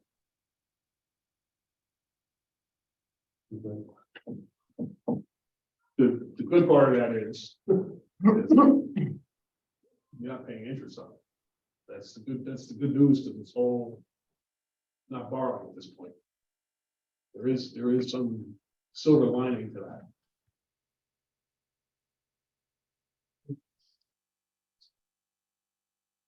Yes, sir. Good. Thank you. Street cleaning. Where are we talking about this? built inside. And wasn't getting done the way it was originally intended. We're. So I'll go with David's. They follow the guy, took pictures, took videos and show you all of it. That's why the last 10 checks I haven't signed, I refuse to sign them because he's not doing a good enough job for the company. I just happened to see one street sweeper go by. I think it was called Silver Lake, something like that. I was gonna give him a call and see what he would give us a price. But I'm totally unhappy with the guy. I refuse to sign the checks anymore. He said, I followed him, I got videos. He's going down the street like this. If you guys want to see him, I got him on my phone, you know. And he gets halfway down the street, turns around, comes back, doesn't do it. So I mean, I can't. I mean, we need the money in the budget for it. It's not that, but it's just the operator. You know. I did see one go by. I think it was Silver Lake. It was street sweep. I think it's a Silver Lake. I have a look at what I see. Yellow? Yellow? No, it's a dark green. Yeah, they're a private company. I think they're a construction company. I think they might use that just for But the, there's a lot of other trucks though too. Oh, you mean just for his? I think they might use it just for their own projects, yeah. I think they're on the bridge project. Because I've seen other trucks like that, they have dump trucks. they got- Yeah, so they're down in I didn't know in the if they- Brookfield area. They have a yard down by, And their office is across from Wendy's, the building that got hit by the Oh, yeah, tool truck. I just happened to see the sweeper go by. Silver Lake contracted. They do, I think they do maintenance contracts for like, developments, so, you know, Like, office parks. Yeah, but maybe, But I we should- saw a brand new one, I mean, brand spanking new, heavy duty one on the bridge. Because they were dumping the millings up on that waste site that they made with no permits up on top of the hill. Brand new.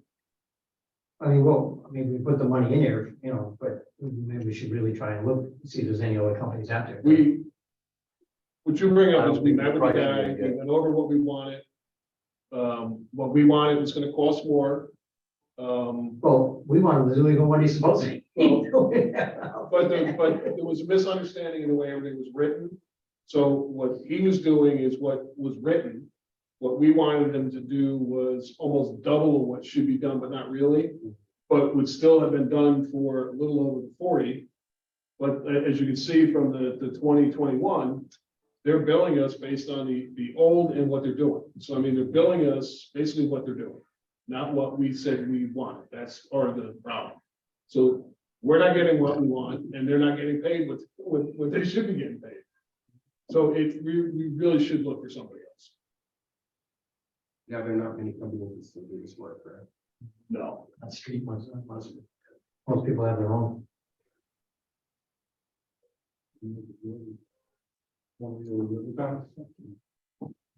Probably the only one that's big enough for us to deal with would be Greenberg.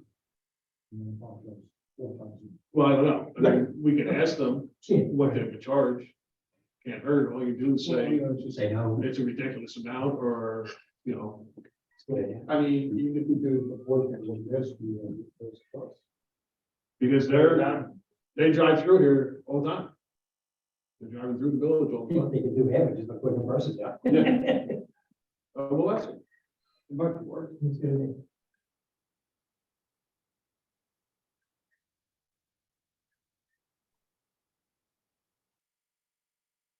Shade trees. But. Yeah, employee benefits, we can't do anything with.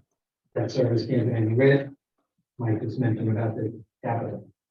Well, you point out that in the debt service, I mean, there is good news there. It's good news, we can't do anything with it. though. Well, correct. You're paying off your debt. I mean, you've added nothing to it. If just on the trajectory that we were going on, that number would probably be $1.5 million. If we had continued, if we were able to do some of the other projects we wanted to, just to point it out. And eventually it'll probably get to that. I mean, we're well below our constitutional tax limit for our borrowing. But we're paying off debt, which is good. We're able to borrow money against them, costs a lot of money to pay streets. Falling apart. And I told them over to the nail. Revenues?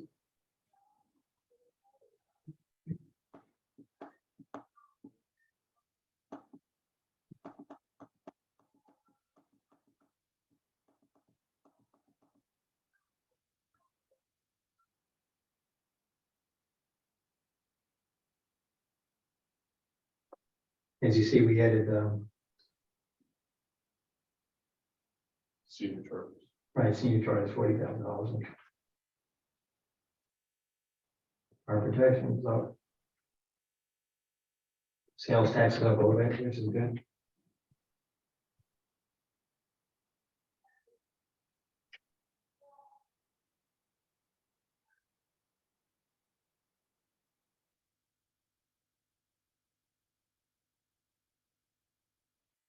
Hotel tax still on Friday.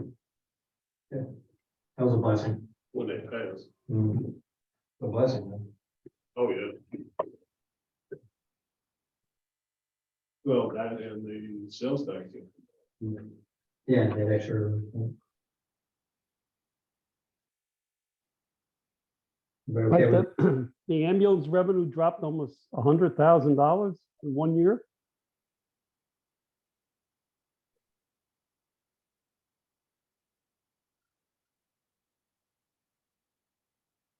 21, 22, you said 209, now it's this 120. And then back to 160. No, it's at 165.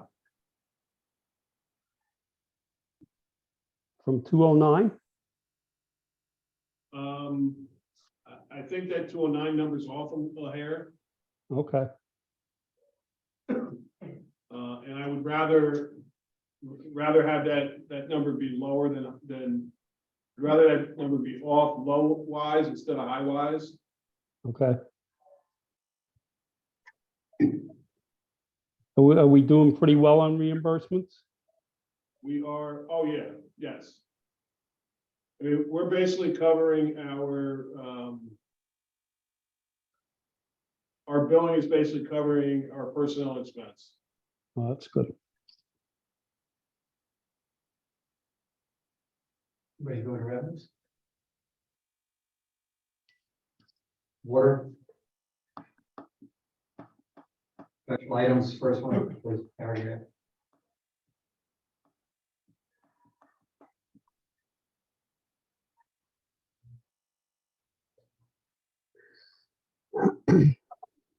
There's, there's not a lot to play with here anywhere, to be very honest with you. And what I said before was I removed a couple of the allocations. Because if you look year to year, I'm going down from 1.9 to the 1.9 and change to just below 1.9. We had to get rid of some of these expenses in here. You can see the actual for 21-22 is the 1.7, but the revenue was 1.6. That's not productive. That eventually catches up to you. I think couple of changes have been made and with water rates, we're in schedule, we're comparable. And so, I moved a little bit out. The administration paragraph.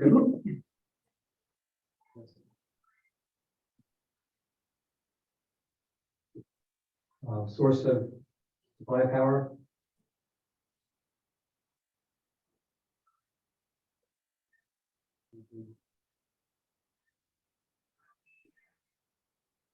Transmission distribution.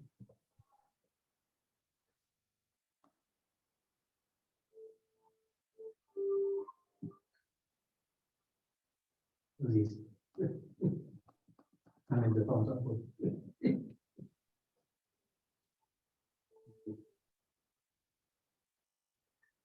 Next page is water fund appropriations. Can't do anything with the benefits and the debt service and all there. Revenues.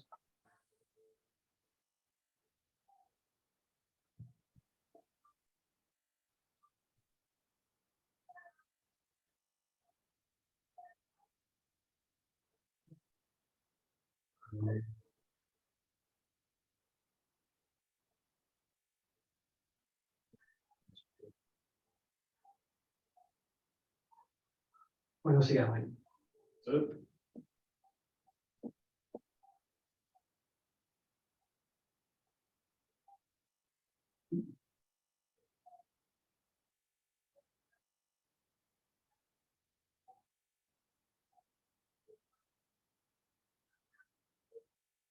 On the.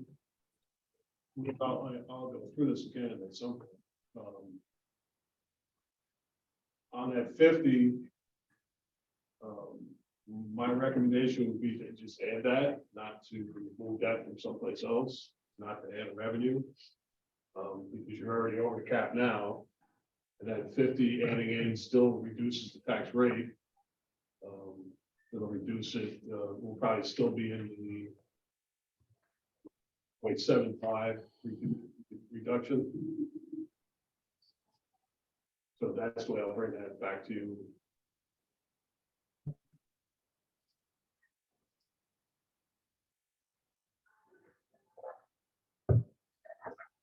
Motion to adjourn the work session?